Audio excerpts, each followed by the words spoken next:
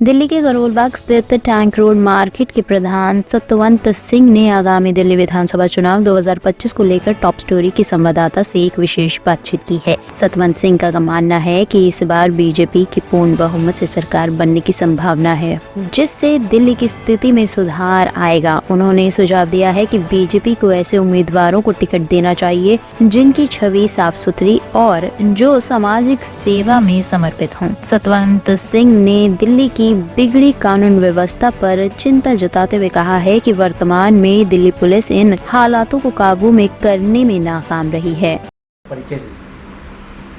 नमस्कार, मेरा नाम सतवंत सिंह है और मैं readymade garment cloth dealer welfare association जो कि होलसेल की है, उसका अभी 9वीं बार अध्यक्ष का चुनाव 30 मई को जीता है। CAT confederation of all India traders Delhi का सीनियर वाइस प्रेसिडेंट और करोल बाग ट्रेडर फेडरेशन में कोषाध्यक्ष।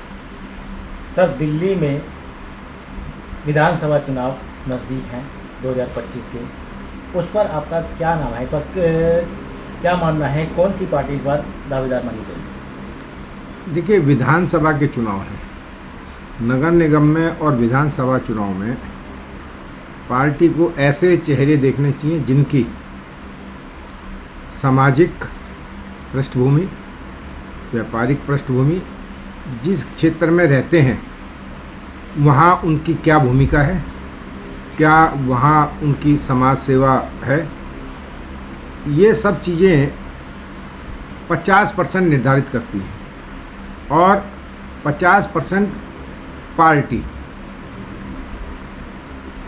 अगर जो पार्टी ऐसे व्यक्तियों को टिकट देगी उस पार्टी की सरकार अवश्य बनेगी। सर, दिल्ली में कानून व्यवस्था इस प्रकार चरमराई हुई है कि यहाँ आए दिन गोलीबारी या छीना झपटी ये सब आम बात हो गई है, इस पर आप क्या? देखिए, बहुत बड़ा प्रश्न आपने, बहुत अच्छा प्रश्न ऐसे समय में किया है कि हमें भी यहाँ कम से कम व्यापारिक राजनीति करते हुए, व्यापारिक सेवा करते हुए कम से कम लगभग 35 वर्ष हो गए, 35 से ज़्यादा ही। हम पहले ये कहते थे कि भाई हम सौभाग्यशाली हैं कि हम दिल्ली में रहते हैं और हमारे बच्चे दिल्ली में पढ़ रहे हैं, और स्टेटों को देखते हुए, और स्टेटों में ये सब चीज़ें होती थी। लेकिन आज हम ये कहते हैं कि वो स्टेट जो है, जो दिल्ली से लगते हुए थे, वो ठीक हो गए हैं, लेकिन दिल्ली की स्थिति बद से बदतर हो गई। उसमें अब हमारे यहाँ तो क्योंकि 5-5.5 हज़ार दुकानें हैं और लगभग 50,000 से ज़्यादा कर्मचारी हैं कार्यरत। जब हम सवाल लेकर जाते हैं या एसएचओ साहब को कुछ कहते हैं तो कहते हैं कि स्टाफ ही नहीं है। सबसे बड़ी दिक्कत तो ये आती है कि हर थाने में ये कहते हैं कि स्टाफ ही नहीं है। इस बीट का अधिकारी वो फलानी जगह सम्मन देने गया हुआ है, वो किसी दूसरे स्टेट में जो है किसी और केस में गया हुआ है। और इसके साथ साथ बहुत बड़ी जो कमजोरी है, अगर कोई भी बदमाश या चोर, जब तक उसको पुलिस का वातावरण उसको नहीं मिलेगा, जब तक उसको अच्छे से ठुकाई नहीं होगी, तब तक वो ये थोड़ी कहेगा कि जी हाँ मैंने चोरी की है, या मैंने मर्डर किया है, या मैंने उसके पैसे छीने हैं, या मैं स्मोक बेच रहा हूँ, या मैं दारू बेच रहा हूँ। आज स्थिति ये हो गई है कि थाने में भी वो कहते हैं कि जी हमारे पास मारने का राइट नहीं है।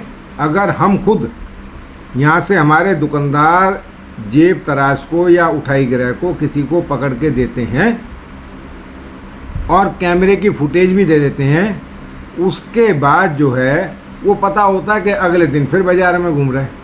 तो ऐसे में गुस्सा हमें भी आता है कि भाई पुलिस अपना वो पुराने तरीके में क्यों नहीं आ रही। अब वो ये कहते हैं कि जी कानून ऐसे हैं, कानून से बंधे हुए हैं, मार सकते नहीं हम। अब भाई नहीं मार सकते, खाली थाने में ले जाके अगर बिठा दिया तो उससे तो उसको कोई असर होगा नहीं, या उसमें कौन सा तरीका इस्तेमाल करना है ये हमारे समझ से बिल्कुल बाहर रहे कि भाई दिल्ली में भारत की राजधानी है आए दिन गोलीबारी की घटना और ज़्यादातर सब कुछ व्यापारियों के साथ ही हो रहा है। उनको थ्रेट करना, सरेआम गोली चला देना, ये चीज़ें दिल्ली में पहले थी ही नहीं। आपको क्या लगता है दिल्ली में माफियाओं का कब्जा होता जा रहा है? इस हिसाब से तो हम यही कहेंगे, और इसमें कहीं ना कहीं पुलिस की बहुत बड़ी ढील है।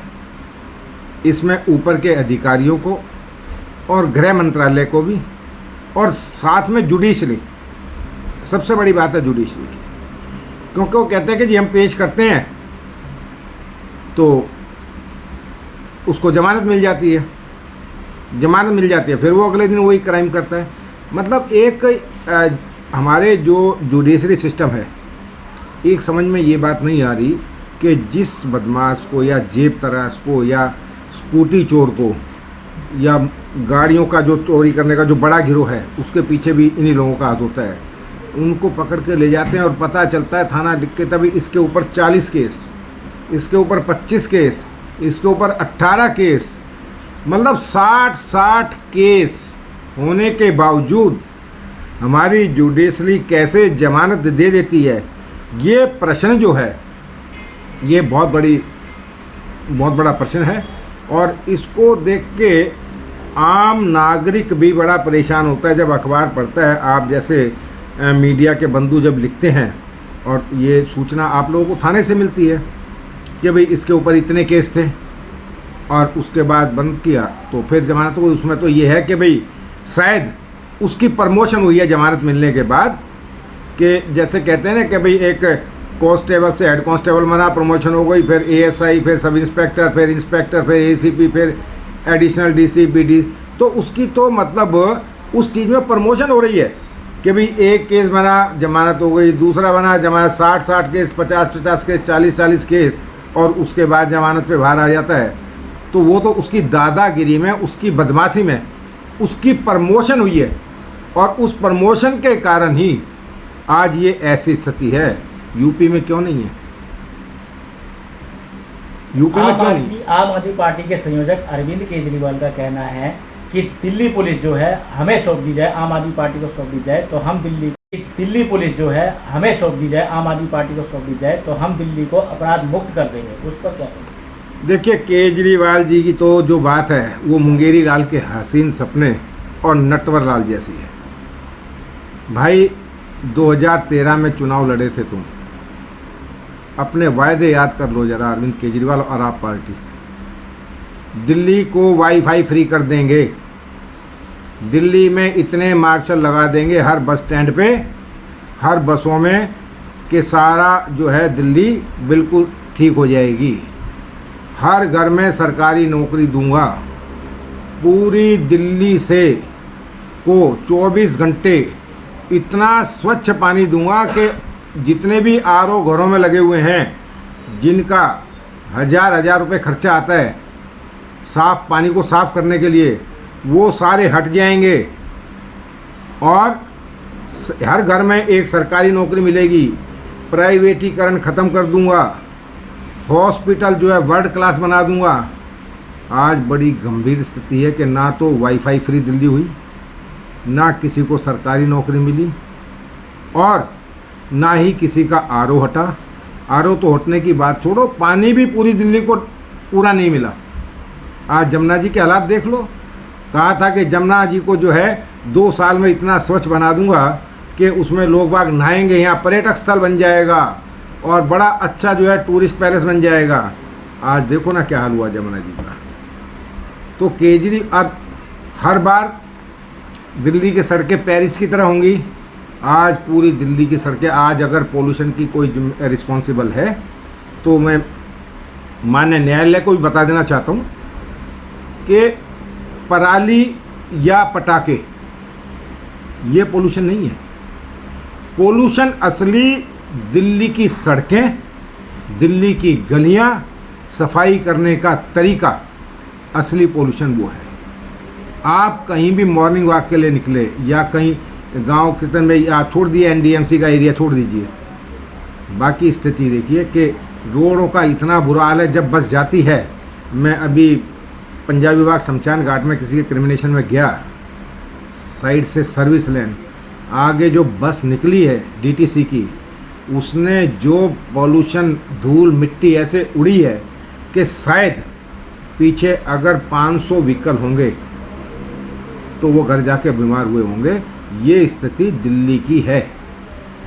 2025 में दिल्ली में विधानसभा चुनाव, सभी पार्टियां अपना अपना दावा मान के चल रही है कि हम दिल्ली को संवार देंगे, दिल्ली को साफ सुथरा बना देंगे। उस पर आप क्या कहें? देखिए, मैंने तो पहले ही कहा कि केजरीवाल का भरोसा तो अब पूरी दिल्ली का ख़त्म हो गया उनके ऊपर से। भाई, जो व्यक्ति एक 15 साल मुख्यमंत्री रही हो, शीला दीक्षित, और उनको उस समय एक कहावत मुझे याद आ रही है कि एक बार जंगल में बगावत हो गई कि भाई हर बार जंगल का राजा शेर, जंगल का राजा शेर, जंगल, जबकि इनकी जो है संख्या इतनी सी है और बाकी हम जानवर हैं इतनी है, तो इस बार जो है राज बदलना चाहिए। तो आपका क्या मानना है, आम आदमी पार्टी का वजूद कहीं ना कहीं खत्म होता नजर आ रहा है? नहीं, उदाहरण मैं बता रहा हूँ ना जी। तो सब हो गए कि भाई ठीक है, भाई कौन भाग दौड़ रहा है। वो जो है अरविंद केजरीवाल जी की तरह एक ने कहा कि भाई बंदर जो है बहुत अच्छी उछल कूद कर लेता है, क्योंकि उस समय ये भी सीढ़ियाँ चढ़ा चढ़ा के और खंभों पे चढ़े थे, और वो पता नहीं किसी की तार लगाई या नहीं लगाई। ये देखे किसी को बिजली बिल भरने की जरूरत नहीं है। और आज बिजली कंपनियों का क्या हाल है, 7% सरचार्ज। पहले भी आप लोगों के सामने मैंने मुद्दा उठाया था पेंशन सरचार्ज का। अब जाके कहीं उस पर वो ऑडिट रिपोर्ट वगैरह या कोई जांच एजेंसी बैठी है। तो इस तरह से लास्ट में कि भाई किसी ने कहा कि भाई क्या हुआ, कि भाई मैंने तो बहुत कोशिश की लेकिन एलजी साहब ने फाइल रोक ली। वो हर चीज़ में कि भाई ये काम क्यों नहीं हुआ, एलजी साहब ने नहीं करने दिया। ये काम क्यों नहीं हुआ, एलजी साहब ने नहीं करने दिया। ये काम क्यों नहीं हुआ, एलजी साहब ने नहीं करने दिया। अरे भाई, जब एलजी साहब की सारी पावर है तो तुम चुनाव मत लड़ो। तुम किस लिए लड़े थे शीला दीक्षित को चोर बताकर, जिन्होंने 15 साल, उस समय भी तो थी, उस समय शीला जी के समय में केंद्र में बीजेपी की सरकार रही है, वाजपेयी जी की, और निगम निगम बीजेपी का रहा है। कोई समस्या नहीं आई लोगों को, सड़कें भी खूब अच्छी बनी, कोई इतनी धूल मिट्टी नहीं उड़ी, कोई कुछ नहीं हुआ। और केंद्र में भी कांग्रेस की सरकार रही, दिल्ली में भी कांग्रेस की सरकार रही, नगर निगम में बीजेपी थी। लेकिन अगर किसी की नीयत में खोट है तो वो उस राज्य का भला नहीं कर सकता। जिसका मन साफ होगा, जिसके मन में खोट नहीं होगा, तो वो व्यक्ति जो है अपना राज्य कर सकता है। अरविंद केजरीवाल का कहना है कि हमने स्कूल ठीक किए, हॉस्पिटल ठीक किए, सड़कें बनवाई और महिलाओं के लिए बस फ्री की। हाँ बिल्कुल, बस फ्री की, इसमें कोई दो राय नहीं है। बस इन्होंने जरूर फ्री की, लेकिन अगर महिलाओं के लिए क्यों? पब्लिक ट्रांसपोर्ट है भाई। अगर दिल्ली का पोल्यूशन कम करना था तो बुजुर्गों के लिए भी करते बस फ्री। उनका क्या कसूर था?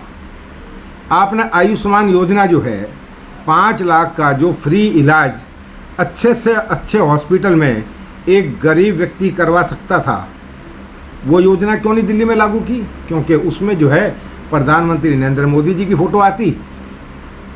इन्होंने पब्लिक का भला नहीं देखा, इन्होंने ये देखा कि बस के पीछे होर्डिंग सारे केजरीवाल जी के लगे रहने चाहिए, मैं अपनी लाइन में हूँ, अब वो चाहे लाइन में है या नहीं है। तो इनको सिर्फ एडवर्टाइज मिनिस्ट्री, इनके पास जो पोर्टफोलियो पूरे 10 वर्ष तक रहा, वो एडवर्टाइजमेंट मिनिस्टर का रहा। प्रचार मंत्री के नाते इन्होंने मुख्यमंत्री का जो है कार्यभार संभाला। इसके अलावा क्या किया? कौन सी फाइल इन्होंने वो की? आपकी बात, जो भी पार्टी, जो भी मुख्यमंत्री बने, क्या आपका ये मानना है कि कानून व्यवस्था, ऐसी पार्टी बने कानून व्यवस्था उनके हाथ में ही रहे? देखिए, हमारा तो कहना यही है कि इस बार दिल्ली में भाजपा, केजरीवाल जी के बहाने तो दुनिया ने सुन लिए कि हमें एक बार एमसीडी में ला दो, फिर देखो दिल्ली के क्या हाल होंगे। गड्ढा मुक्त दिल्ली साल भर पहले से पूरे इश्तिहार दे दिए, 1 महीने के अंदर। फिर मनीष सिसोदिया जी ने भी जेल से बाहर आने के उससे दे दिए 6 महीने बाद स्टेटमेंट। लेकिन क्या गड्ढा मुक्त दिल्ली हुई? क्या गड्ढा मुक्त की जगह गड्ढा युक्त दिल्ली हो गई। जो गड्ढा इतना था वो इतना तो हो गया, लेकिन उसको भरा नहीं गया। टॉप स्टोरी ब्यूरो के लिए दिल्ली से हेमंत कुमार की रिपोर्ट।